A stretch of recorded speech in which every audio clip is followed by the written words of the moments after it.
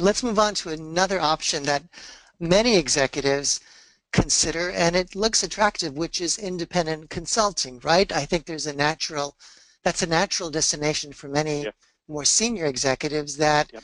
would like to take their skills rather that they've learned in their careers and apply them in a way that essentially is hiring themselves. So what should we understand about independent consulting? What are some of the pros and cons of that option?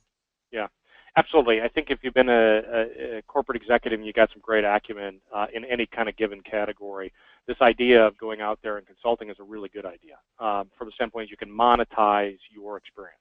Now there is some pros to it that it's your schedule, right? It's your business. So if you want to take on, multiple consulting projects, you just want to do one, whatever works for you, it's your business. I always encourage people that if you are going to look at doing that consulting, leveraging what you've learned in the corporate world, do it very quickly after you leave the corporate world. One, try to consult for the company that you're leaving for, but your worth is the best or the highest when you leave. Okay, and as you get further away from that point when you left the industry, left that corporate job, your value declines. So it's something that you should do early if you're going to do it. And the other thing I tell people is that you want to maybe have other sources of income. Do something else in addition to the consulting if you've got that flexibility from that standpoint.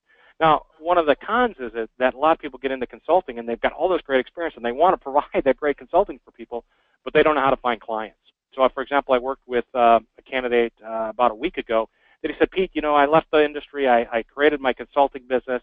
I found kind of two clients. I started working with them, and they just kind of, for lack of better terms, evaporated.